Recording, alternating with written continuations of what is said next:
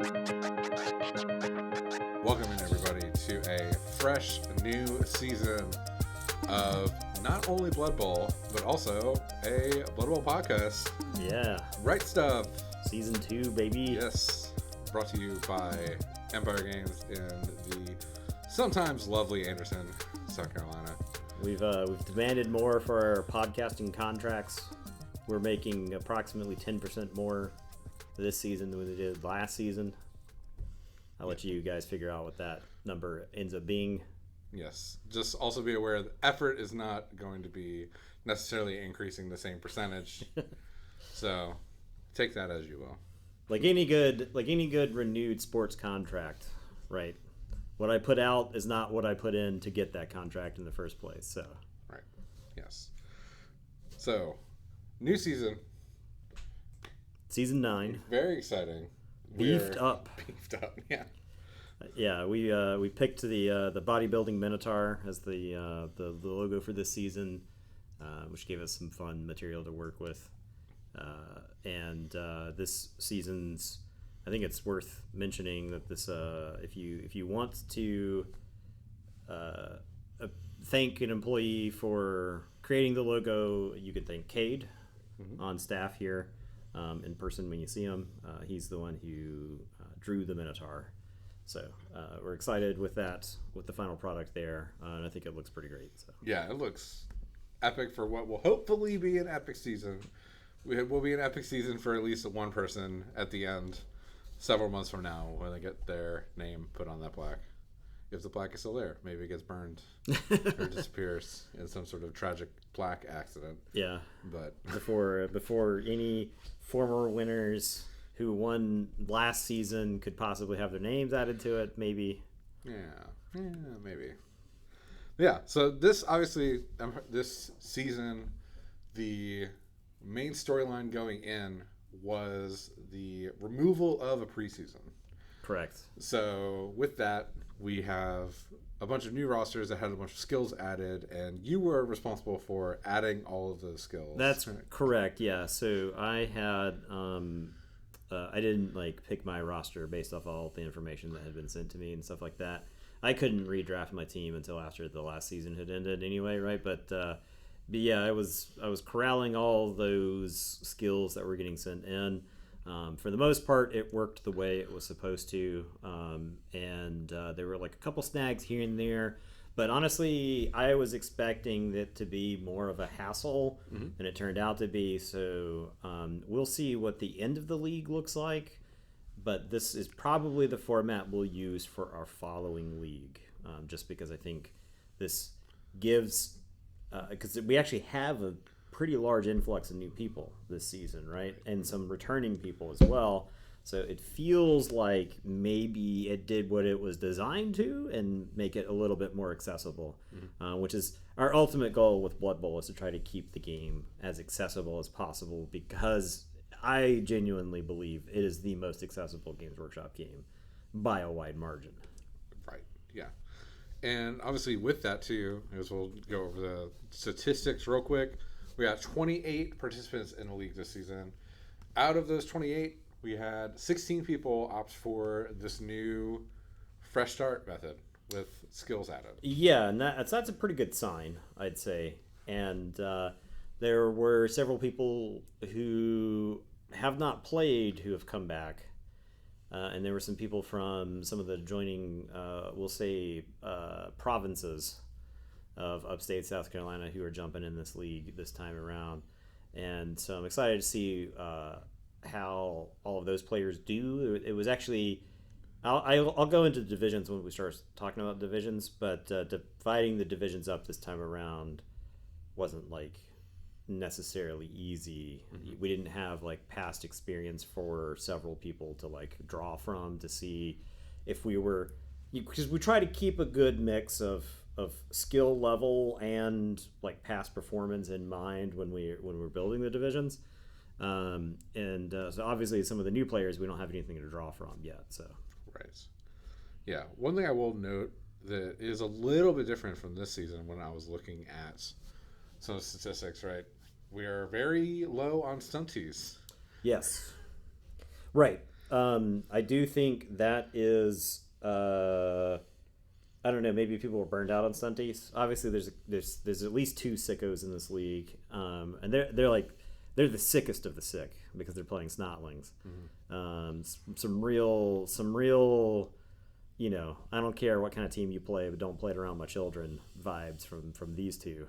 But normally we have, normally there's some amount of halflings, some amount of gnomes. Gnomes have been pretty popular.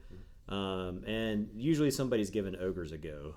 Ogres, I think, is the most noble of the stunty teams because you say to your opponent, I have a plan.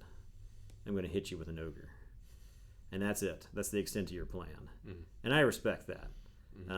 Whereas some of these other teams require skullduggery and some safety blankets of maybe the best player in the game to win games with. So it's nice to see that some people are taking a turn being honorable this time around. Yeah, so that's definitely like the first thing I noticed really looking at it was, we don't have our halflings, just those two pesky snotling players. But even there, we have one redraft snotling, one fresh start. So yeah, this is not like stunty teams actually get a huge benefit from these draft rules, right? Being able to just put block on your big guys is a huge boon to those teams. Even if you're trying to keep your team value in check, just putting block on your big guys stops so many of the turnovers, the potential turnovers that you might have. So, it's really tempting. Yeah. And from your experience adding all these skillful players, I would assume block was the most taken. Yeah, by a wide margin. I would say a good 75% of the skills were probably block. The two new lizard teams were just 6 block on Saurus's, which I don't think is wrong. That's probably just correct. If you're making a lizard man tournament list, you just put 6 block on Saurus's, right? It also lets you kind of cheat on rerolls because you don't have to worry about nearly as much as your Saurus's knocking themselves over as you would if you didn't have block on them. The undead teams took advantage of block because you've got block on a lot of ghouls, block on a lot of say werewolves, flesh golems. Block just makes those players. There's a lot of the slow to level players that just giving them block before you even start playing the team takes out a lot of that pain of leveling them the first time around. And on top of that, it makes them more durable. I would actually, there's a couple of things that I'm interested in and how this season kind of plays out because we are using it as an experiment for a lot of ways. I actually wonder if we've got less stunties, so there's going to be less casualties from stunty games. But I also wonder if there's going to be less casualties overall because when there's more block, that means people go on the ground less often, right? So, plus there's a lot of 10 armor teams as well. Yeah, I was leading into the season, one of the meme lists I proposed was a list where I could take 6 claws. And seeing the way the divisions shook out, I don't think I would have been in the worst position had I done that. But instead, I redrafted some Amazons. So yeah, you're the only Amazon player too. Did we have an Amazon player last season? I don't think we did. Right? Jennings, that's right. Yeah, we had one. I'm sorry, his ignoble loss, his bracket busting loss in the first round of the playoffs made me completely forget about him. Yeah, so. Easy to forget a team when they don't have any players left on the pitch at the end of their last game. That's true. Yeah. So, we continue the Amazon streak at least. So. And Amazons are a great team. I'm surprised they're not picked more. I do think they're a difficult team to navigate through a season, though I do think they're slightly easier to pilot through a season than say Norse is. We don't have any Norse, which is kind of wild to me. We also don't have any vampires. Now, I don't expect new players to play vampires. I think there's also kind of a gentleman's agreement about vampires, the current state of vampires, in that like if you were to play vampires, you're not gonna you know what you're signing up for. You're signing up to get fouled probably 16 times a game, Right.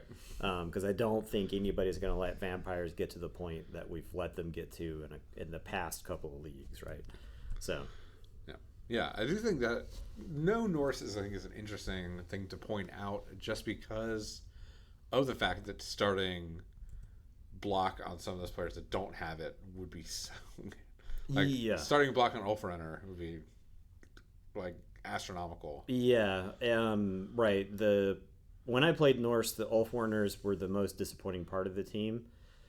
You had Valkyries, which I like expected to be good, and they were better than I imagined. Mm-hmm. You had Berserkers, who for me were just solid workhorses, and then you had Ulfwarners, who I constantly screamed at and said, "Why can't you be more like the Valkyries?" Right? And that was my experience playing Norse. Now it's a fragile team, and I think part of the appeal of starting with all that block means going into this league where everybody else gets to start with block. Due to the rules, means that you're probably disincentivized to take Norse. So who knows? I'm not saying it's a direct, directly because of the change of the rules. Norse are better at lower team value, right? And what these skills do is they spot basically 100 team value to each team, and so it's pretty fast to get to the team values where Norse start losing their advantages. So, right, yeah. So, are you ready to get into some divisional talk? Yeah, go through. Yeah, let's get into it. I guess one of the first things I actually wanted to say, I made a note of this. One of the first things I wanted to say is that I did want to extend a welcome to the new players of the league, because I think it's exciting to have new people join. This is an incredibly frustrating game, and I usually start talking about Blood Bowl with that in mind, but however, it's very rewarding and over a long period of time, despite the extremely low valleys that can occur while playing the game. So I'm excited for everybody to join the league. I wanted to encourage all of the current players to welcome them Blood Bowl style, and give them the turn 16 respect foul. And I think we'll have some fun with it. I'm hoping the league is maintains its positive vibe that it's maintained for a while. Mm-hmm. So yeah, absolutely. All right, so we got two divisions this time. Appropriately themed names. We got Leg Day and we got Total Body. Yep. Yeah, we went with Leg Day because we had a Slan team. Since Chris was playing Slan, I felt like it would be a total miss to not have a Leg Day division and then put Slan into it, right? Right, yeah. Excellent choice. All right, starting off top of this division, we'll just go down, I guess, the standings. We actually do have some games we could talk about. Yeah, I guess, I did want to touch, before we get too far into that, I did want to touch on how we broke up the divisions real fast. There were some questions about this last time. This was not this is not a random process for anybody who wants to see kind of like how the sausage is made. We try our best to make sure that the divisions have a lot of diversity. You wouldn't want like all 4 undead teams and then all 3 lizardmen teams in the same division, right? If you aren't playing one of those teams, even if you are playing one of those teams, you would get tired to be like, how many times I got to play against undead, right? So we try our best to split the teams down the middle and then sort people into divisions that way. And then we do a lot of balancing for past performance and stuff like that. So we try to make sure that we feel like we've divided stuff up relatively even. I will say the one condition that was a must this time around was that Chase and Wayne were going to be in the same division, and so that was the very first thing we said. Chase and Wayne are going to be in the same division. Now what?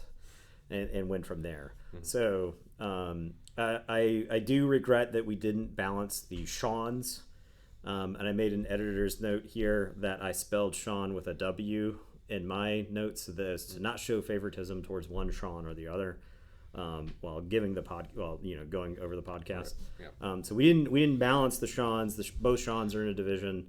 So they'll get their semi-regular Shihon Bowl between them. So, but yeah, there you go. Just a little quick word on the divisions and how they were formed this time around. Yeah. Yeah, and overall, like, as we go through it, obviously, we'll talk about some of our picks. But I do think it looks really well balanced. Yeah, so one division has, like, more league wins in it, right? Because, like, both Juan and Jim are in the same division, and there's 4 league wins between them, and there are 8 leagues, right? So I think Sean's got a league win as well. I think he's got 2, right? He's got the league 0 and the league. So there's a lot more winners in that other division, but, like, top placers are in the other division. So we tried our best to divide that up as best as we could. So yeah. All right. With like all the team restrictions in mind as well. So right. Mm-hmm. Okay. Lady division. First team up, we got Those Who Wander.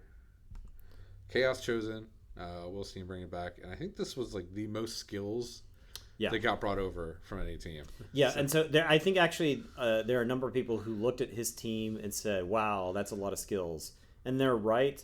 I think it's more intimidating looking.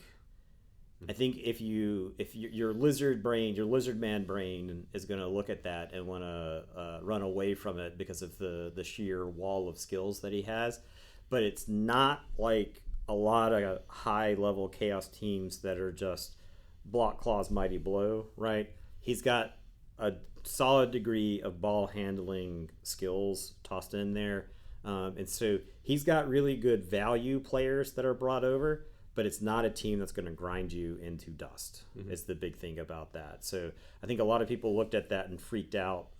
And Will's a very good player. I think I have more permanent injuries at the hands of Will than any other player in the game at this point. So it's not that Will can't do damage. Also, it's just I think that team is very scary looking until you actually think about the distribution of skills on it. Yeah. So yeah. For sure. I mean, it's going to be a good team. Like, super solid. If he keeps doing what he's doing, where it's just, random stuff, keep the good ones, cut the bad ones. Yeah. You'll end up with a very solid team over a long enough period of time if that's just your MO. So yeah, and if you have those fundamental those skills that are making it easier to like score or keep the ball. That's a big thing for chaos. You get that, and then also you can develop into a more lethal team later, and that could be scary too. Where it's like all of a sudden, like this team that didn't really have that much mighty blow, all of a sudden just a couple like good MVP hits, a couple like random casualties, and all of a sudden you got a ton of mighty blow you're facing down. In the middle of the season. So the team could become a killer. Yeah, it can. I wonder if he's going to take the big guy. I think he took the big guy last time. I do like the big guy. There's way less stunty players this time around, so we might see a return to battleship style. I'm going to make my list as huge as possible, and just do what I like.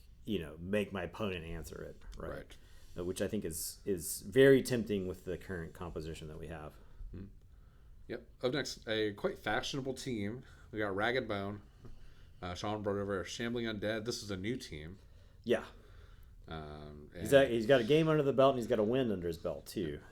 Since we had a couple of people who played games before we got a chance to record.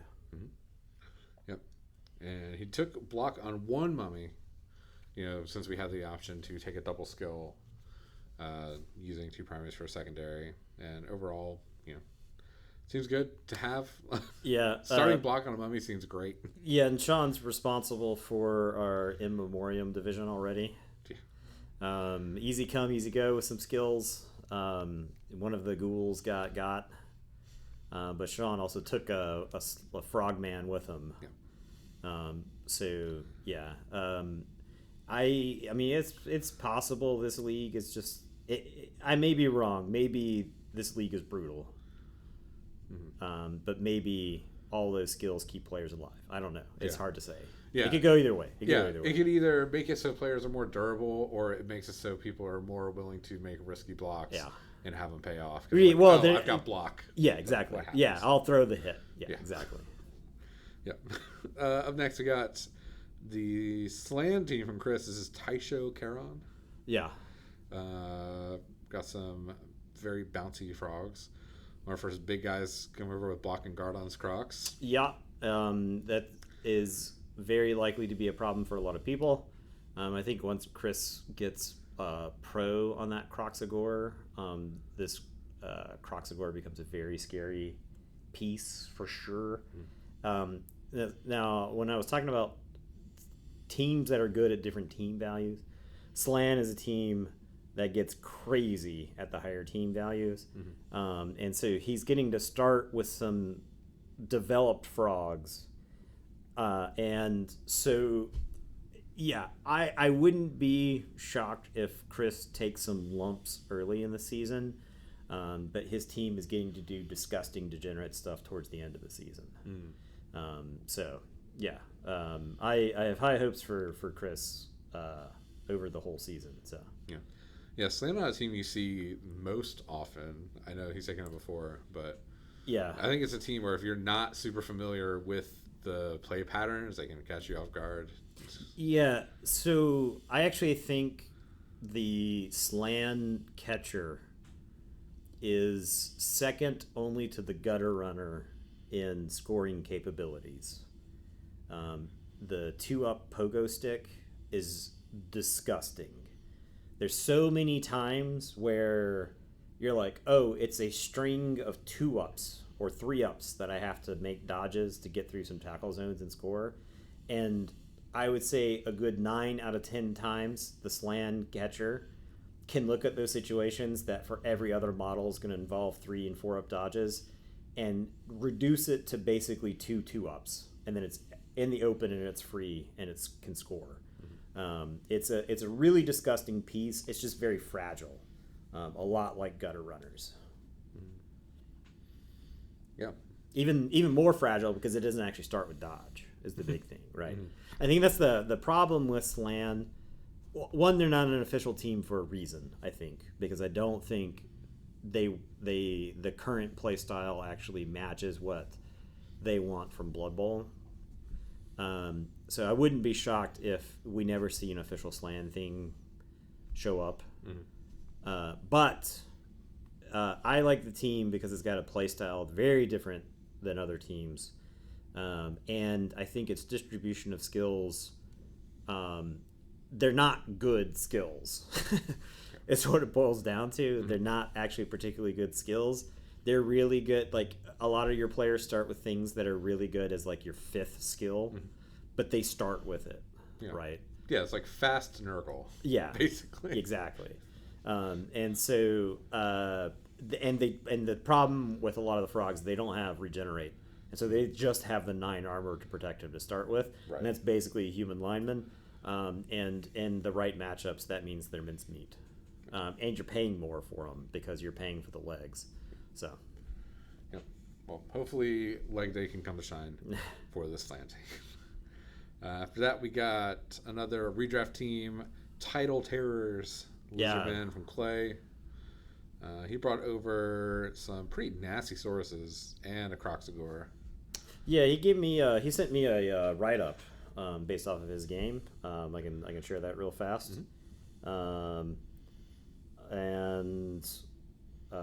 So he said the first half started strong, and he was rolling pretty well and breaking armor 10 consistently, and apparently that was kind of a theme for the game.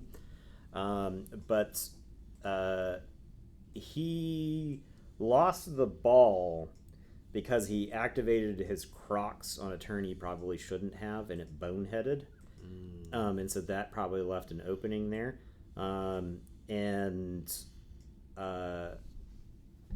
He was up 4 players, and Will just couldn't do any damage to him.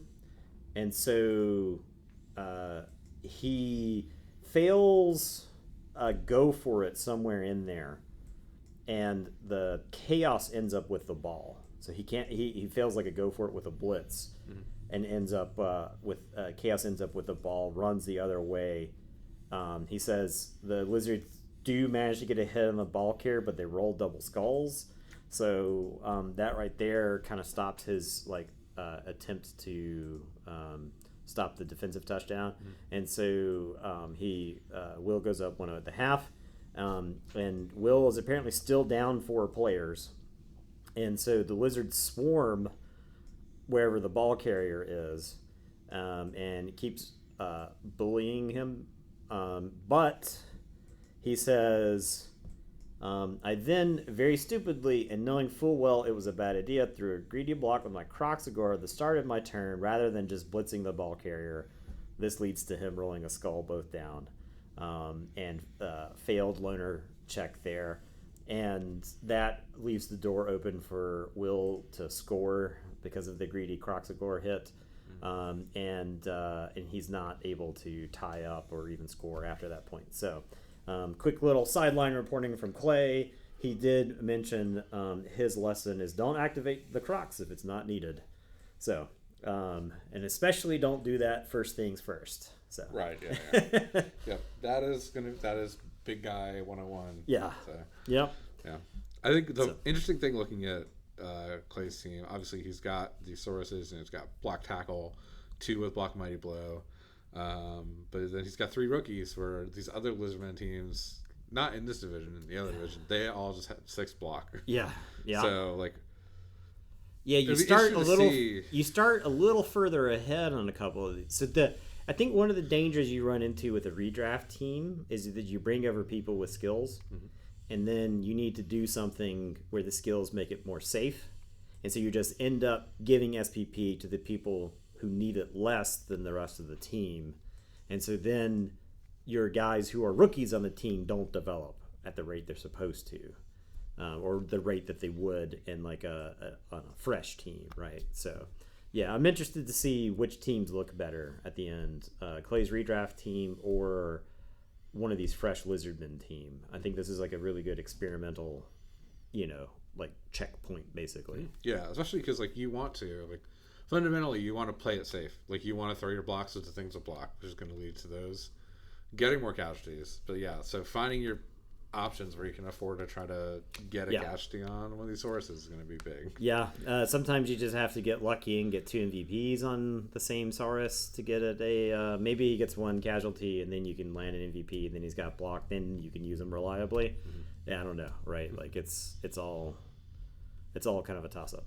All right, up next we got one of our first stunty teams. This is Little Titans of Mayhem. Yep, a real sicko playing this team, I gotta tell you that. Yep. So this is Snotlings. We got some Trolls. We got a Pump Wagon.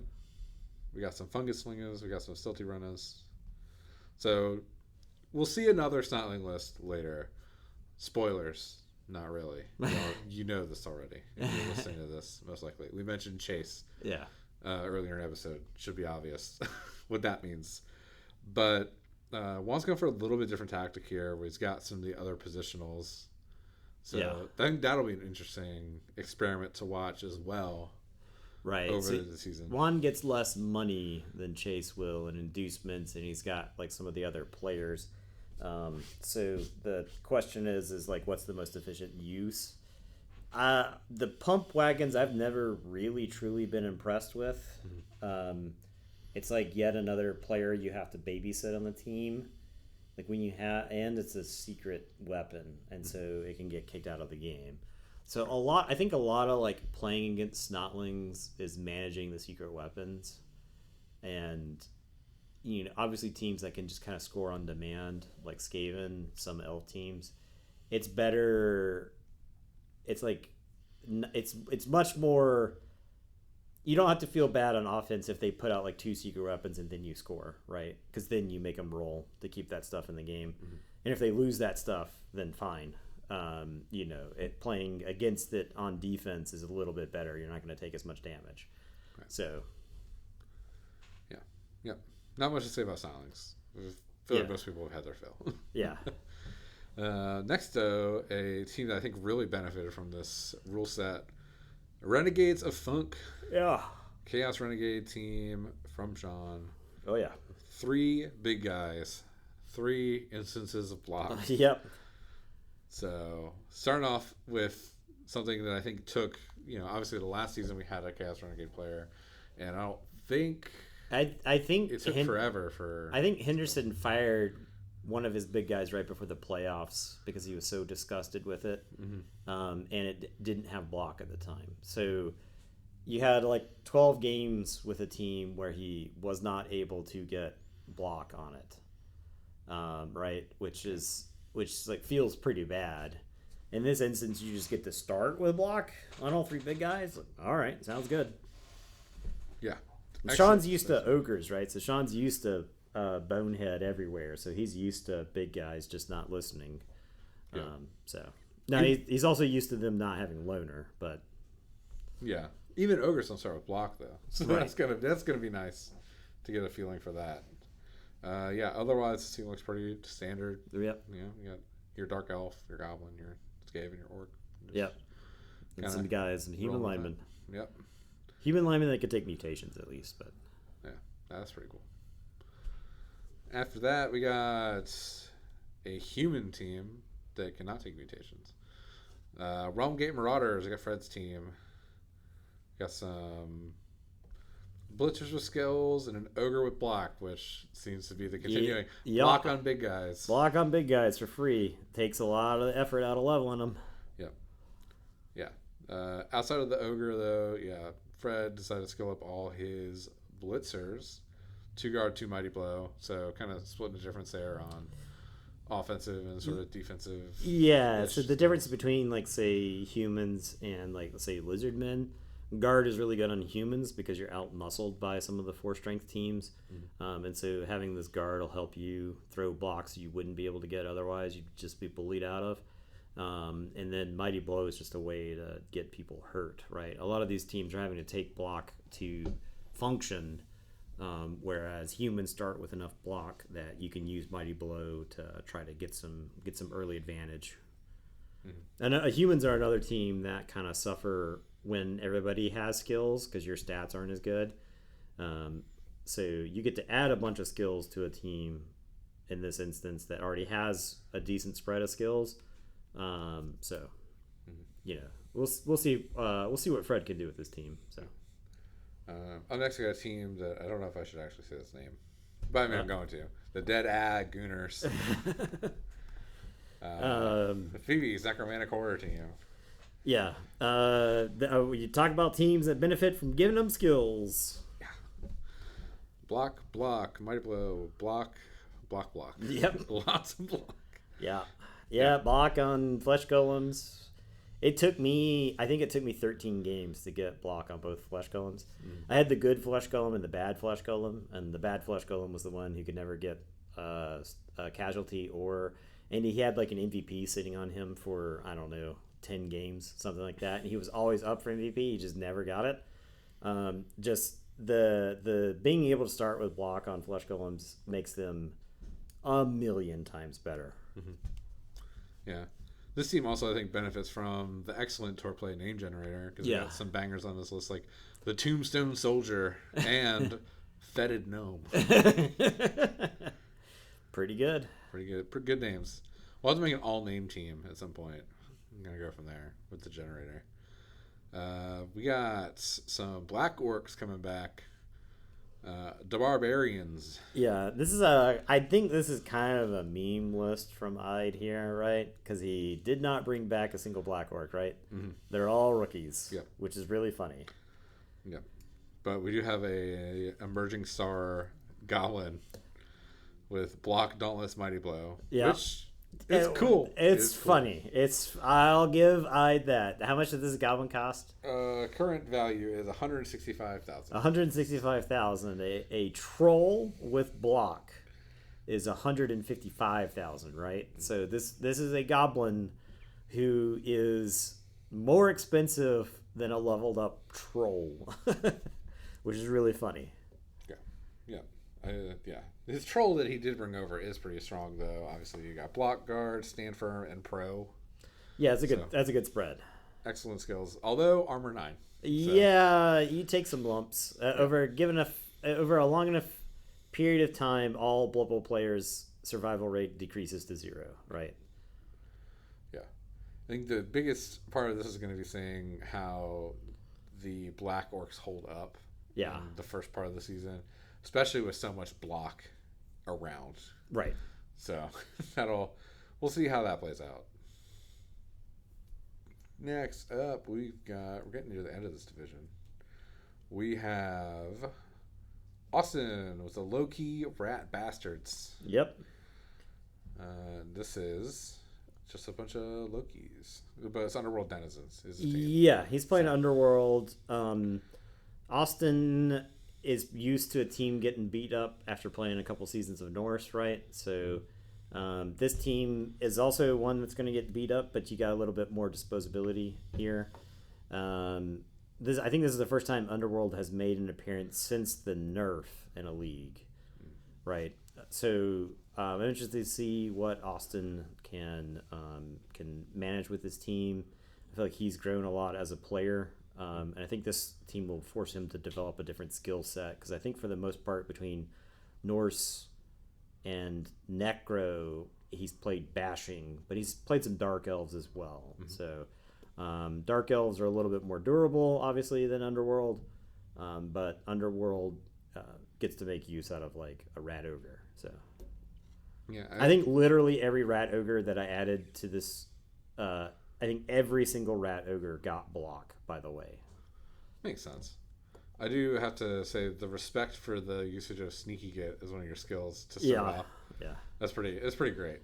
So. Yep. I don't hate that. I do think stunty players, like giving skills to stunty players, you may look a little silly if they just get killed in their first game.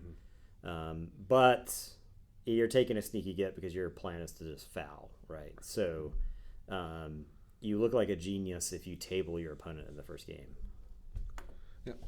We got more rats coming up. The Metropolitan Dumpster Rats, Barbie Skaven team. Yep. So this is a fresh start. Yep. And got some block gutter runners and some sprint gutter runners. Yeah, so here's what happened. When we went to Dollywood, she got a quick snap on a drive, and she got a one-turn touchdown because she put sprint on a gutter runner. And so now I think she's addicted to that. And to be fair, sprint on a gutter runner is what won the last season, right? Mm-hmm. Literally, sprint on a gutter runner is what was required to win last season from the game state that the one team was in that won, right? Yeah. So, so that's what she's gunning for. I think she wants to be able to do that again. She's back on rats after playing Dark Elves, because I think rats. I think she likes role playing the rat just freshly crawled from a dumpster, a little bit more than a arrogant Dark Elf. And I think she just likes the team a little bit more. So she's back on Skaven. Yeah, awesome. Yeah, I mean, the skills look great here. Like having a Mighty Blow to start. Yep, it's totally fine. Blizzard's great. Yep. And a leader for an extra reroll and a thrower. Like Skaven throwers are kind of absurd. Skaven throwers are disgusting. Actually, you look at how much does a Skaven thrower cost? Is it 90? No. 85. Yeah. And then go look at like the stupid Imperial Nobility thrower. That one's. I think Nobility throwers are like they're really expensive. Nobility throwers are 75. Mm-hmm. They have less movement. They have worse passing. They don't start sure hands. And they have running pass, which is a skill that's just awful. Anyway, Skaven throwers absurd. The thing about movement is that movement equals better passing, right? Because that gives you more mobility. Movement on throwers is less interception chances. It is less go for it to make your passes shorter, right? So movement equals bonus move or bonus passing scores. Skaven throwers are disgusting in my opinion. So okay. Up next we got Ness's Dark Elves Tryhards. One of the first star players we got. So I'd Troll as a star, and then we've got this star blitzer from Ness, who's on his way to being a superstar. Yeah. So dodge, Mighty Blow, Dauntless, tackle. Dauntless, maybe not the best. It's not bad in this season because there's actually a lot of strength that you might have to bash through. So normally I wouldn't advocate Dauntless on an elf, but if you have to have it, this is a league for it. Right. Yeah. Definitely you can agree with that, especially because you're in a division with Lizardmen and Black Orcs. Yep. Like, you're going to get usage out of that. Got some other skills, obviously. So there's this Witch Elf with a movement up and wrestle, as well as another skill kind of waiting in the wings. So some good players here to start. One reroll, which is infinitely more than our playoff Dark Elf team had last season. So, Yeah, if you start with a bunch of skills, you can skimp on rerolls, and elf rerolls are only 100k after the season starts. Right. So, there's some advantage there. Yep. All right. Who we got left in this one? We got probably, classic enemy of the Dark Elf team. Dwarfs. Yeah. Darn tootin'. Yeah. Jurgen's redrafted his dwarf team. Yes. Which, this dwarf team is very funny to me. You got, of the people he brought back, he has these two runners that are moving 8 with block. Yeah, they actually might be some of the fastest players in the league at this point. Mm-hmm. And they both have a ton of SPP on them. Yeah. So I wonder, I don't know what his plan is, but man, those runners are... Those dwarves have got some legs to them. Yeah. 8, can you imagine an 8 move block agility 2 dwarf running around? I guess you go for the stat up, right? You may as well. You've already rolled 2 movement up. Surely the agility of the up is in there, or the strength. Yeah. Imagine you get the 4 strength. Yeah. When I was looking at a dwarf redraft, I think I had a 7 move blodge, but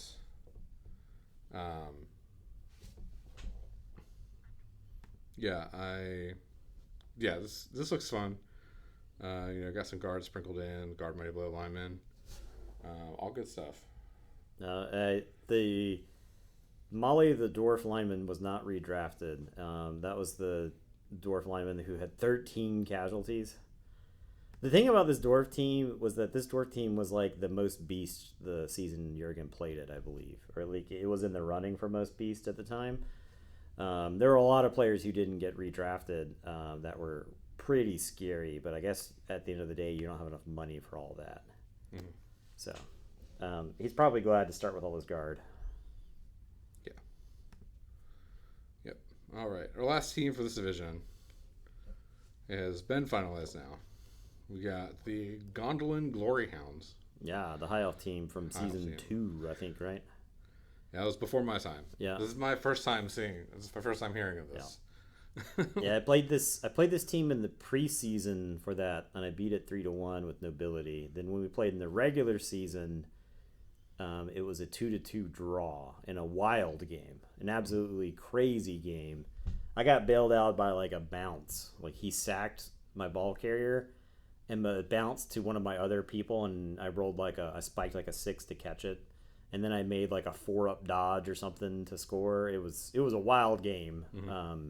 And I didn't actually want to play him in the playoffs because I was coming down from the nobility high of these dodge teams are really bad for me. Like all these elf teams are not good for this team.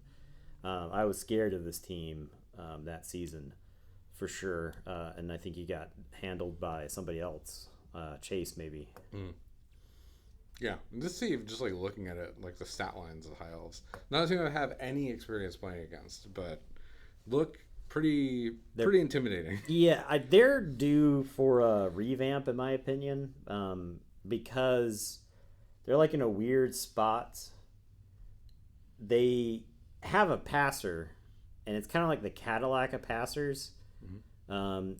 I think that passer is like 100k or something on the team, which is bananas. But the high elf catcher is like very similar to the catchers from Elven Union, but they don't have nerves of steel, but they are speed 8. And so you can end up just airing the ball out against other players. This team is so mobile, it's disgusting. Yeah. And then your linemen are armor 9, so like you have elves that can get in there and take a beating, and yeah. So it's a weird team. They do need to be revamped for sure. I don't think they're like they're not a flashy team, but you can put points on the board with this team for sure. Yeah, I'm excited to see it in action. Obviously, I will not get to play against it until the playoffs, potentially. But yeah, it's going to be fun. Like that division, top to bottom, seems like it's going to be a fun time just to cover those games. Yeah, I see lots of matchups in there that I'm super interested in seeing. Right. So yeah, we're going to take a moment here before we get into the total buy division. We're going to take a quick break, and we'll come back with some more divisional talk and some predictions, some very bold predictions for the season. Yeah, enjoy the commercial from Manscaped or whatever passes for ads on this podcast. All right, we're done with leg day. Leg day has come past. Now on to the total body workouts. We got started this division, the other Snotling team. Surprise, surprise. It is Chase. Yep, a real sicko. Yeah. Actually, calling him a sicko, it's probably what he wants to hear. Yeah. We'll have to change our tact here, right? We'll have to pivot the other direction. He's just such a swell guy. He's upstanding citizen. Definitely would not foul people 10 plus times a Loves paying taxes. Yeah. And parking in actual parking spots. Respect for authority, this Chase. Yeah. So he drafted 3 players from his previous team. 2 block trolls and Hefe, a dirty player so you could get Snotling. That Snotling is actually probably one of the highest paid players in the league, because this is the 3rd season for that Snotling, I believe. That Snotling had 2 seasons before it, and so I think it was like $100K to bring that Snotling forward, which is just really, really funny. Mm-hmm. Worth every penny. Given how much damage this thing has caused. Yeah. Lifetime, I'm sure. Yeah, the question is which player is going to have the most fouls under their belt for the whole league. I wouldn't be surprised if it wasn't this particular Snotling. So yeah, looks like we had another Snotling that got redrafted that has a bunch of SP. Has a bunch of SP on it. Yeah. So yeah, we got a couple players brought over, but overall that team value of 400. Right. Setting yourself up to take some very nasty tools into games from the start. Yeah. So that'll be interesting to see. Obviously, his last run with that team was cut short by a certain member of this podcast. Maybe it gets cut short by another member of the podcast. So yeah, well, we'll both have a shot because spoiler, we're in this division as well. So yeah, we got Snotlings in each division, but that's it as far as Sunties. It's kind of sad. Feels like the end of an era. It couldn't have come sooner, in my opinion. Actually, it didn't come soon enough. I guess so. Yeah. All right, next up we got the Clobbering Catastrophe, fresh orc team from Henderson. We've got 4 block on the big uns, a mighty blow and a tackle on blitzers. Yep, good spread of skills there. Orcs are a team that I think suffer at the highest possible TVs, but are pretty good at low TV through mid TVs. Mm-hmm. And so these orcs are probably well positioned for the rest of the season from here. They're just not like a hugely dynamic team, right? Yeah. I know Henderson listens to the podcast. If he doesn't mind like a little friendly constructive criticism on his team and his play. A lot of times Henderson likes to duke it out at midfield while protecting the ball. You got to make it like a little bit more forward progress with orcs to reliably score, especially since there are quite a few other bashy teams in this division. You gotta be able to make some inroads on the opponent's side of the field Orcs are good at this, but there's some matchups where you might be out strength, like say the lizardmen and whatnot, and you can't really rely on breaking 10 armor and grinding your opponent into dust, right? So, if you're listening to Henderson, I hope you don't mind that little bit of advice there. You gotta make some progress offensively. So. Yeah, definitely a position that I found myself in a good bit starting out with dwarves. It's like you sit there, you're like, oh, I have time to score, and then all of a sudden, like, it's 6 turns have gone early. by. 6 turns have gone by. Yeah. And you're like, well. Yeah, I have to string my runner out here and hope he doesn't get hit. Yeah. So, yeah. So let's avoid that. Up next, we got a black orc team. And this is a very long name. Yeah, so the name of the player is Bryson. This is a new player. So he has block on a troll and 4 block on black orcs, which is just like a solid start to this team. Yeah. Yep, seems good. Like, kind of where you would want to be, I think. Obviously, big guy with block. If you've got it, you might as well take it, because if you want a big guy over the course of the season, I think you're extremely incentivized with this structure to take it early, get the block on it now instead of trying to hire it later. Right. Because that, like, obviously you could have started with 6 black orcs all with block. Yeah. But the troll is harder to level. Correct. For sure. So, yeah, I think that was a solid decision there. Unless you're willing to like splatter a goblin every turn by throwing teammate on it. But yeah, you have to the troll, he needs a babysitter. He won't listen to you half the time. Giving him block is like a real good start. Yep.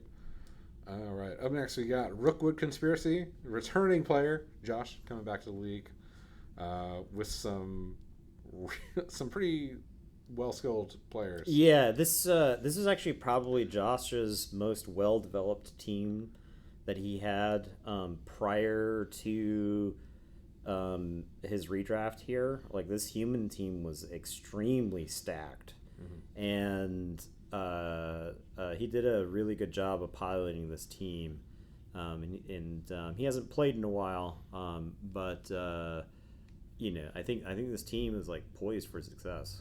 Yeah, obviously, what's better than a big guy with block? A big guy with block and guard. Yep, exactly. Off. So it's going to be good. Obviously, all those blitzers skilled up is nice to have. Oh, for sure. And humans are a team too, where I think you get that advantage of the players being a little bit cheaper. Yeah. So you can bring over more skills with you when you redraft, and that playing out. So I think he's going to have a really good, strong start to the season. And I think it's a team that can scale later. So yeah, if you start far enough ahead and you jump ahead early and you can maintain that momentum, then you're in good shape. Yeah, we're kind of in the redraft era of this division. Up next, we got the Necromantic State Hellhounds, Jennings Necromantic Horror team. Another scary redraft. One very scary werewolf. Block dodge tackle on a werewolf's great. Block guard on a flesh golem. Block a mighty blow guard on the other flesh golem. Yeah. Mighty blow guard tackle on a wraith. Oh yeah. Yeah. So good things going on. This team, he's pretty stacked. I don't think he was able to afford all of the positionals, right? Right. So you got to pick and choose, but bringing over highly skilled positionals, it's a good way to win games early, for sure. Yeah. And like, this is a team, I think that he had like made strong runs with this team in the past, so it's going to be. Yeah, I forgot what happened to this team. You got an ignoble loss to a scurrilous dog. I see there. I'll just take this moment to disavow any statements made by other parties on this podcast. Oh wait, I just saw a really good name on that roster. On the Necromantic? Yeah, so we got Grease Cretin. Grease Cretin! And Buffoon. It's a good ones. Oh, that's also is it the Silver Grandfather? On the Wraith? Yes, the Silver Grandfather. The rookie Wraith coming to a pitch near you soon. After that, we got your team. Yeah. Starwalt 11 decided to bring it back. Yeah, I did. I feel like I had unfinished business with the team. Really enjoyed playing the team last time.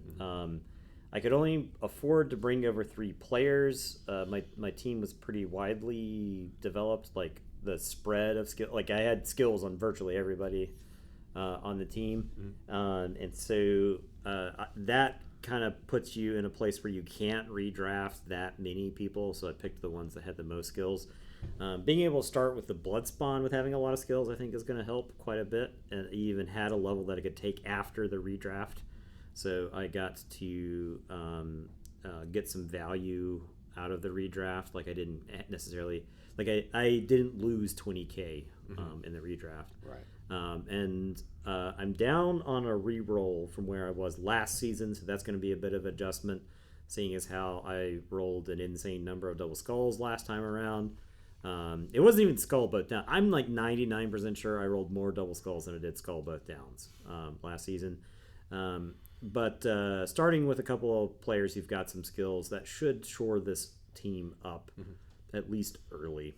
Yeah. I think it's especially like the corn gore having sure hands. I think that's like a thing where you'll be able to, like, in the beginning of the season while you're still trying to develop the rest of your team, you'll have like a reliable scorer that you will be able to like score in games and like not be spending a bunch of time building up. Right. My actual goal isn't to score touchdowns with that corn gore necessarily, which I know will sound crazy to some people, but my goal is to move the ball to the end zone with that corn gore and then hand it to one of the other corn gores once I have secured a possible touchdown.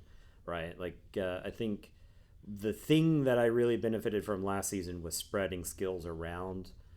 Just having block or wrestle on virtually the whole team meant that I could mix it up in a lot of situations. So, but yeah, looking forward to playing this team again, and hopefully the Bloodspawn serves as an apex predator early in the league. So, yeah. Yeah, we'll get more to that and we'll get to predictions, I guess. Up next, we got Coops Skaven. Surprise, surprise. Radar with block. Yeah. Surprise, surprise. Thrower with leader. Surprise, surprise. No rerolls? Coop's trying it again. He can't be stopped. Other surprise, surprise. Gutter runner with sneaky kid. Yeah. Yeah, he's planning on doing some fouling early, apparently. So, I mean, gutter runners are actually one of the most effective ways to create a sneaky get dirty player. They're one of the most like cost-effective ways to do it. I would still probably always give block just to make the gutter runner more survivable before I would do all that. But Coop really enjoys being able to foul starting on a team. So yeah. We'll have to see how that works out. I was starting with 2 gutter runners to fit the Rat Ogre. A little bit different than Barbie's approach, but that'll be another experiment we get to see. Yeah, that's the cool thing about Barbie didn't take a Rat Ogre. Yeah, I think she was tired of playing with him. Yeah, so wanted to go Rat Ogre-less. So no Rat Ogre there. Yeah. So obviously you get the extra runner, the gutter runners. So. We'll see how that plays out. I think the gutter runners end up just being her favorite model, right? I think for a lot of Skaven players, the Rat Ogre is very reliable and very violent, and so they enjoy it. And gutter runner is obviously disgusting, but Barbie likes a high risk play style, and gutter runners are really good for that style. So, all right, I'm next. We got a Lizardman team. Yeah. So this is Joe Skoda, everybody. And he has some experience. I ended up talking to him to help him recruit him into the league last week. He was looking to join the league to get more reps and to get better at the game. And he said that he had heard that our league was pretty tough overall, in that we've got very skilled players. And so he was interested in coming down here and learning from us. So he is semi-retired, and so he had some extra time to play during the week, and so he's looking to get some reps in. So Yeah, I'm excited to see that. Like, obviously, this is a division where we have 2 lizardmen. Yep. Yeah. With 6 block sources. Yeah, So. a lot of lizardmen in this team. Yep. Yeah. in this division. So who's our next team up? Our next team is the Wolf Pack. Oh, yes. Which is Warren's dwarf team. And he started a fresh dwarf team. He had some stuff before, but he's opted for a brand new dwarf team. He's got like block on his runners and mighty blow on his blitzers.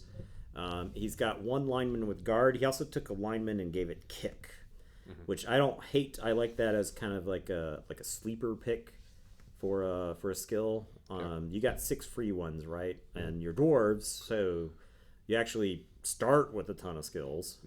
So being able to use kick pretty fast is pretty good. So yeah, when I was looking at this list, obviously I had some dwarves that a friend painted for me, and I was thinking about running it back again.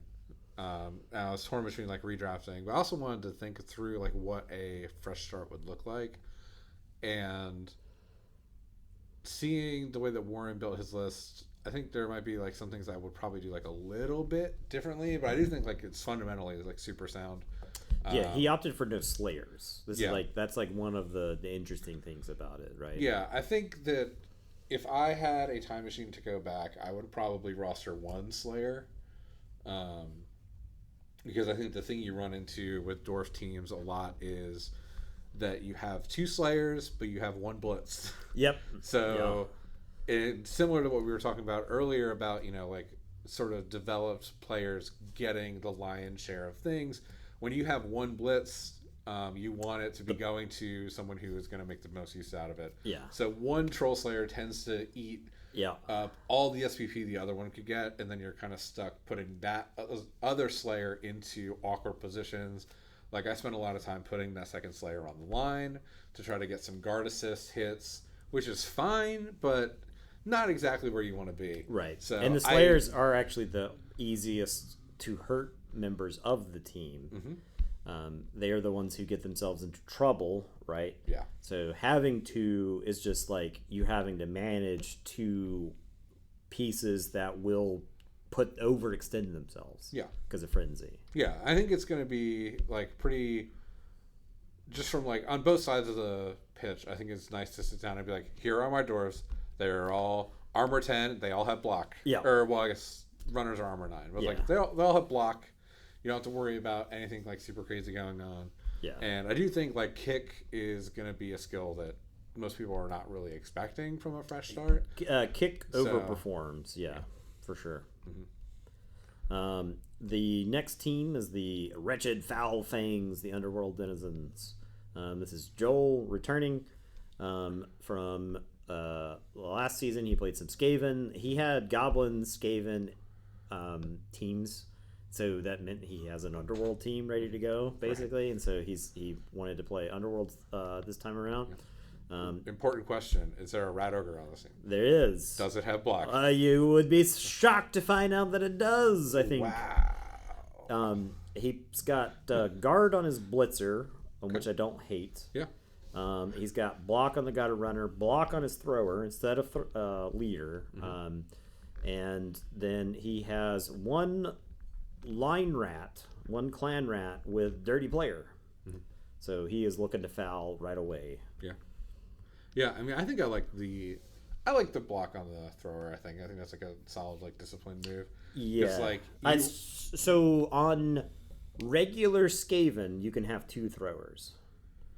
On Underworld, you can only have 1. And so if your thrower is missing a game, then you are out that piece.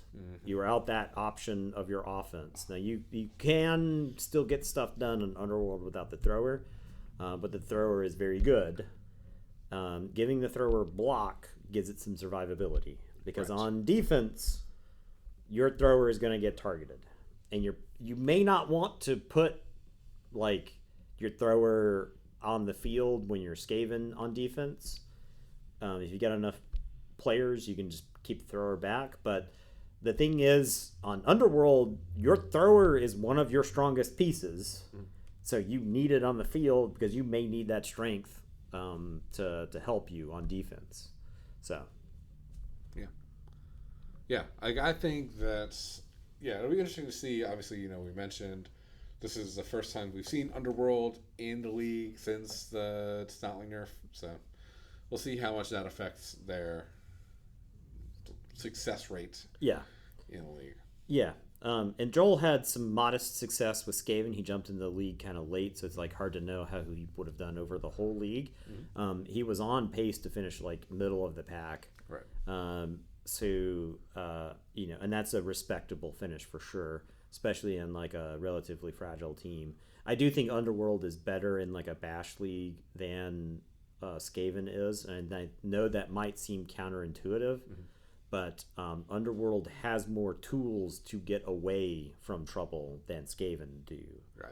So, and like your guys are more disposable. You have Snotlings that are disposable, and you've got Goblins that are disposable. Right. You don't care what happens to them. Right. And they're cheaper. So. Yeah. Always good. Yeah. All right, the next team is the Soul Peak Dooms, a Shambling Undead team. This is a new player named Jack. I have yet to encounter Jack in person yet. Jack, if you're listening to this, hello. A pleasure to meet you, sir. He has opted for block on 2 ghouls, guard on 2 whites, and guard on both mummies. So good luck overpowering that in the strength category. I know I mentioned this probably about the dog before, but it seems like I'm going to be able to introduce some people to defensive. What defensive does this season, hopefully. For sure. Yeah. All right, so after Jack, we've got Halen. Halen's returning after at least a year, maybe a little bit more. Halen's always fun to talk to and play. He's playing Wizardmen. He's playing Wizardmen with 6 block. What Halen's done is he's opted for 1 reroll and an extra skink, which is an interesting choice to say the least. But it's at least a little bit different from the other Lizardmen teams that were on taken, right? So, yeah. I mean, you can make up for that. Like if you just score a lot of touchdowns really quick, make a bunch of extra money off your winnings, and then buy that reroll. Then you're caught up to everybody. Right. So.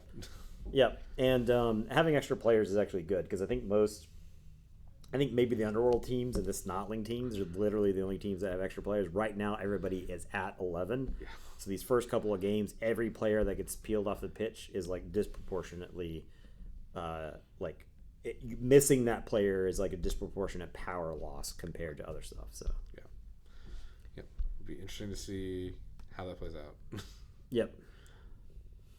All right. Up next, we've got Arbor Vitae, the Wood Elf team, piloted by Wayne. You can take the halfling out of the forest, but you can't take the forest out of the halfling coach. He is playing with the Tree Man this time around, named Elmleaf. Green leaf emoji. He started a Tree Man with block, started a War Dancer with strip ball, started a thrower with leader, and a lineman with kick, and a lineman with wrestle. And that's the beginning roster for this team.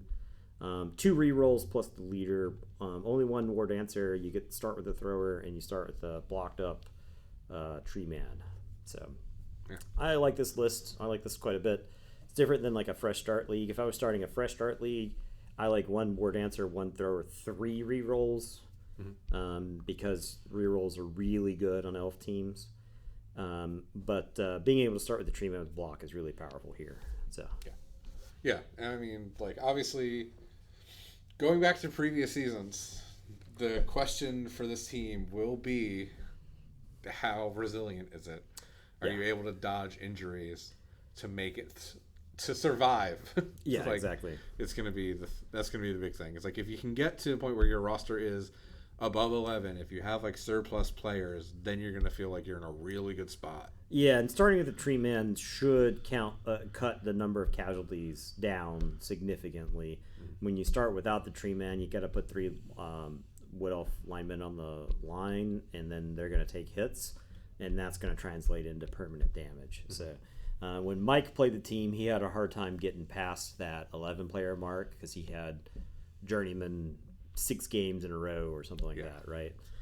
When I played the team, I had extra elves, and I was just cruising along for a good chunk of it. It was a little bit painful early on because you don't actually start with a ton of skills. Yeah, you start with the War Dancer, and they're insane. But if you just snake the first dodge the War Dancer makes every game, 5 games in a row like I did, then your War Dancer looks like an idiot, right? So, you know, I'm interested to see what happens with Wood Elves. They're a very fast team. I think a lot of people they misunderstand how mobile this team is. So yeah, that's gonna be that'll be interesting. I'm excited to see Wood Elves in action again. They're cool teams. War Dancers are cool as long as they're very far away from me. All right, and then finally we've got your team, Yannie, the What a Drag. Yep. Yeah, I decided to redraft this team. This was the first team I played in the league. It was season 4. Okay. I think. Season 4 or 5. I forget which one. This is after your return to working at the store, right? Yeah. Mm-hmm. So this is like the first team I played, kind of getting into it. Started out really rough, and then kind of started building back up to something in the middle of the season. Kind of hit a couple of roadblocks at the end, but overall, I really liked the team. Obviously, I've been playing like tournament Amazons, and league Amazons are like a different animal. So I was really happy with what I was able to redraft. I think my favorite stat of doing that when I was going through is all of my MVPs from the previous season and preseason all made it through the redraft. Yeah, and the thing about Amazons is you only have 6 positionals, so it's like pretty easy to do that, right? Yeah. And your players are cheap. Like Amazon players are dirt cheap. Yeah. Which is great. Yep. Yeah. Like looking at the makeup of the division, I feel like pretty decent about it. Like where my team stacks up. I think the thing with Amazons, we were talking about like teams that are better at different stages of like money. I think Amazons are one of those teams that can kind of fall off when you get to the higher values, just because there's like a cap on how good your team can get with only those 6 positionals. Yeah. So and I would say the position that you might find yourself in, just strategically, is that you have to earn so many more star player points than your opponents do to get skills added to this team because your guys start with so many skills, right? So I'm trying to. I have plans in mind for things that I will not divulge. Okay. On this podcast Yeah. All right. But I'm looking. You'll reveal your master plan once it's far too late for us to do anything to stop it. Yeah, that's the plan. Yeah. Okay. Yeah. Basically, I'm going to resurrect Juan's ridiculous dark elf. Okay. My plan too is also to get 2 strength ups on the best player on my team. So yeah. Yeah, seems reasonable. A strength 6 jaguar would be kind of. Yeah, it would be disgusting. Yes, I will 2-die every other. It'd be like 300k, but who cares? Yeah, it'd be worth it. At that point. Yeah, it would be the best ball carrier in the game because it's got defensive. So like your opponents, you put like sure hands on it or something like that. Nobody could ever get the ball from that player. Yeah. Because the defensive would make it so that guard couldn't work against it, and so like almost everybody's gonna have to like 2-die uphill you or something. So yeah. So that's gonna be. That's a great plan. Two strength ups and a Jaguar Warrior. Great plan. I like that. Yeah, that's a plan that could happen. Okay, so we've gone through the divisions. We are completely through. Time to make some picks and determinations of what I guess our way too early predictions are, even though we have gotten some information about a couple games. Yeah. already. I don't think those don't change anything that I would have predicted already. Yeah. So. Yeah, and we'll cover all those next week. Like we'll get more into we'll settle into the kind of review and preview style next week. But we wanted to do like the big kickoff show. Okay, so we got 3 categories to like to pick. For the start of the league, we got our favorite for each division. We got our dark horse for each division, and our wild card. Wild card and dark horse. The main difference is, whatever you want it to be. I mean, like dark horse is a person you think it's like. Maybe on paper when you look they might not be like the highest contender, but someone you think could like really make a good run for it over the season. So all right, we got leg day. Favorite Jim. That's because Jim is my favorite in any division that he's in to win the division. Period. Okay. End of statement. He won the division last time, right? After kind of starting out ahead and then kind of falling in the middle. I had a skid. I actually we tied, and I failed to go for it to win that game. And I actually think if I win that game, I win the division. But I failed to go for it on the very last turn to win that game. And so he eked out first place over me. And I'm not mad at that. I'm like technically playing a worse team than he was, right? And the previous division, he was out the previous season. Let's see, how many seasons? He was third place with Goblins, which is insane. Standing. He was. He's just my favorite to take whatever division. He was first place with Shambling in season 5. Season 4, I believe he won it with old Underworld, and he was first in that division. Season 3, he was first in the division with Wood Elves. Season 2, he and I were tied for first place in our division, and I had first based off of TD differential, and that was the only reason that I was like a spot ahead of him. So Jim is my favorite to win any division that he's in. Period. I can agree with that. I would also pick Jim as a favorite generally. There's some other coaches I think that are like really close to there, but you got to give. Obviously, you're mentioning historical record here. Oh yeah. Like Jim should be his favorite. Your dark horse. Is it? Can I cop out and say it's a 3-way tie for dark horse? Jurgen, Will, and Sean. Okay. I don't know which of those ends up. I don't know which of those are poised for the most success. And this is Undead playing Sean. Okay.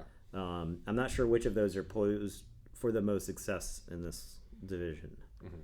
I think Will's team is really good on paper. And I think Will played Chaos Chosen really well the last time he played him. Sean with Undead, on the other hand, starting with some free skills, also pretty great. And then you got this Jurgen Dwarf team, right? A lot of these, I'm not sure who ends up ahead in all of these. I couldn't pick, so that's why I said it was a 3-way tie. Yeah. Okay. Well, I'm going to go in a completely different direction then, because I have to be different now. My dark horse is going to be Clay. Oh, okay. Yeah. Respectable. I think that's just having a little bit of extra mighty blow against some of these other teams is going to like come into play, hopefully. Yeah, and this is his third season, right? Had quite a bit of success with Shambling last time, coming back to Lizardmen with more experience, right? And the benefit of some skills. All right, I like that. Yeah, that's good. That'll be my pick. I think and also the Crocs already having block and guard. Again, like you have a leg up on some of the other big guys in the division. So that'll be my pick for dark horse. All right. Wild card. I went with Sean and the Chaos Renegade team. Okay.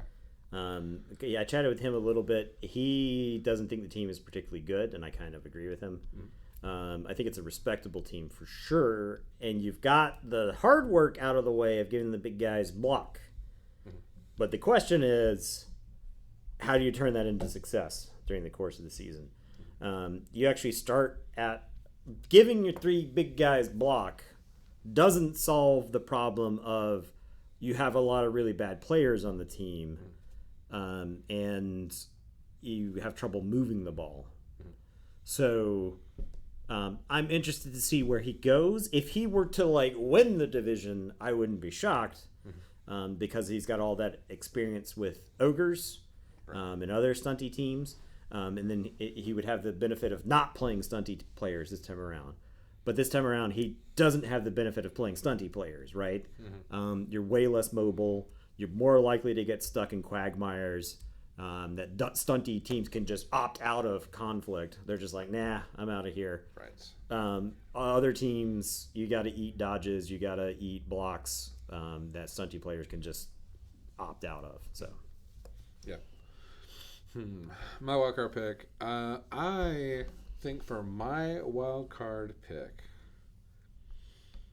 I'm gonna go. We're going the wildest of all wild cards. I'm going with Barbie, because I think that's a pretty wild card there. The prevailing story for me with Barbie's team last season was just this bubble of invulnerability around the Dark Elves. Yeah. And if that bubble can hold for Skaven, yeah, then I think that Skaven team can be really scary if it's not having a bunch of players missing games, if you're not having players getting like taken out randomly. Yeah. I think also so the difference between her playing Skaven and her playing Dark Elves is she knows how to score with Skaven. Right. She was like kind of putting it together with Dark Elves later in the season, but the high risk play that she wants to do, Dark Elves do not reward you for that. Right. Skaven do. So yeah, that's where I'm putting it. I think that's a team. Skaven is just a team that can put a bunch of points up. Yeah. Right. That's step one to win a Blood Bowl game is score touchdowns. Yeah. Right. Like you can ask yourself, how many games will I win if I score 2 touchdowns? Right. And the answer will be a lot of games. Yeah. If you can just score 2 touchdowns, regardless of whatever your opponent does, if you can score 2 touchdowns, you can win a lot of games. Right. If you can score 3 touchdowns, guess what? You're going to win even more. You're probably going to win 95% of your games if you can score 3 touchdowns. Yeah, most people can't score 2. So, yeah. So right. if you're scoring 3, and that's the team that can score 4 or 5 if they really wanted to. Yeah. If somebody doesn't set up their defense properly. Right, yeah. You're one quick snap away from not playing in the finals, right? Yeah. If you set up wrong. So. Yeah. Yeah. Gosh, that's encouraging words for our favorite to win. Should have won the game. We're here to call balls and strikes, okay? Yeah. Okay. So. All right. Other division. We got. Who's your favorite? John Jennings. Okay. I like the skill distribution that he has. We have a slightly bashier league. Necro is a team that's really good in bashier leagues because you've got regen to keep your team intact, and you've got stuff like claws and stand firm and sidestep that make it hard to push your team around. Yep. I need you to stop stealing my picks because I was also going to pick John Jennings because not only do I think that the team is really good, but also it has been proven that too much pressure causes downfalls. So we're manifesting that to start the season. There you go. No pressure. Everyone's counting on you to win. Yeah. Dark horse. I went with Coop. Okay. I think he had a remarkable performance with his Dark Elves. And while he is playing a team that is less durable, it is a team that is cheaper overall. And I think Skaven are capable of scoring a lot of points, as we already talked about. And so I kind of like Coop's chances to make a pretty deep run. He mentioned last time that playing with no rerolls really forced him to focus on what's important in a turn. And I think if you play Skaven that way, you're going to be in real good shape. Yep. Gosh, my dark horse in this division. I don't know. I'm just trying so hard to be different here. I'm gonna go with. I'm trying to think. It's tough. It's tough because I think there are like a bunch of people. I'm gonna go with Warren. Warren? Okay. Yeah, I think that's a dark horse. Yeah, I think Warren. Warren traditionally does better with dwarves. Yeah. For sure. Like he has his track record with dwarves is a lot better than goblins, but That's because when he's playing goblins, he's not playing to win. He's playing to do wacky stuff, right? Yeah. His win condition, in quotation marks, changes when he plays goblins to do something goofy. Do something that you haven't necessarily seen in a Blood Bowl game before. Yeah. When he's playing dwarves, he's playing a little bit more seriously. Yeah. So. And this dwarf team is just a no-nonsense team. Like, there's, like, I think a lot of people, like, would go, like, I'm going to take max positionals and kind of run all this stuff, but he's just knows what he's about. He's going to kind of grind you down, beat you down like that. So, yeah, his dwarf team, when I had my vampire team that was knocking on the doors of 10 wins in a row, his dwarf team played me to a draw. Yeah. Because he just slapped my vampire team in the mouth. Yeah. So. Yep. And then our last pick, we got our wild card for this division. You want me to say mine? Go for it. It's Chase. Okay. I put, is he here to win games? Question mark.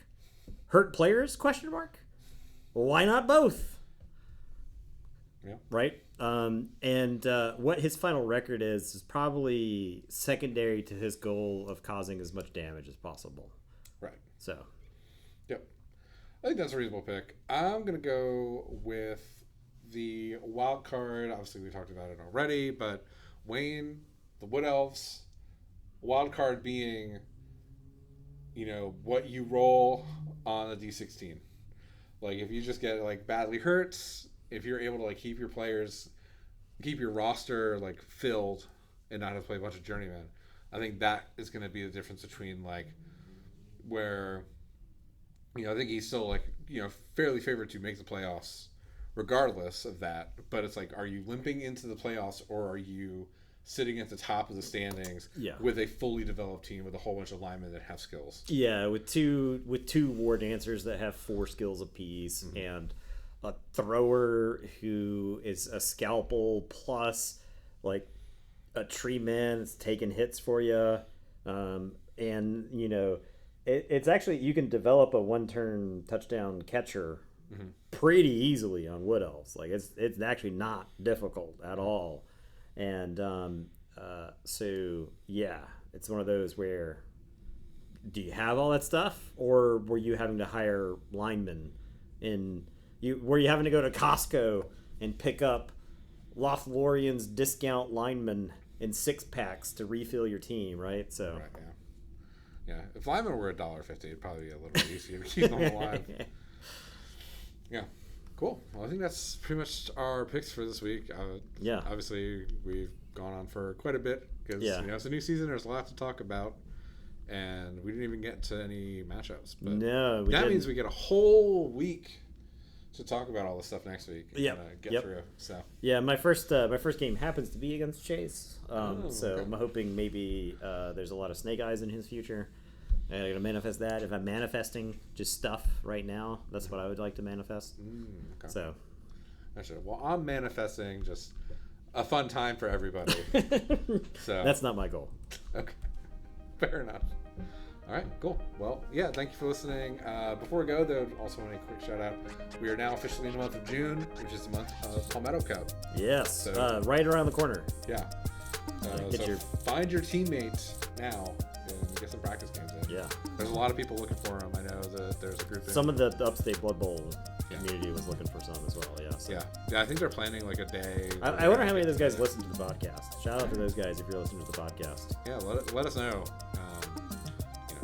But yeah, obviously, we got that coming up on the 28th. Rules packet is in the Discord and for the server. Yep. Yeah, but wherever you listen to this, make sure you like, follow, subscribe, whatever iteration of that you've got going on, wherever you're listening. We appreciate all the support. And I won't be here next week because I got some other stuff I got to do. Yeah, we'll see what happens. We'll see what happens next week. Yeah. So. Yeah.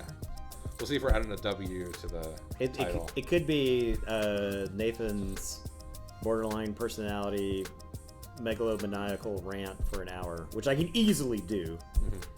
And but maybe I track down a guest star. I think regardless of outcome, the Chase Wright guest host next week for the right stuff would be pretty it would be really fun. So. It would be really fun.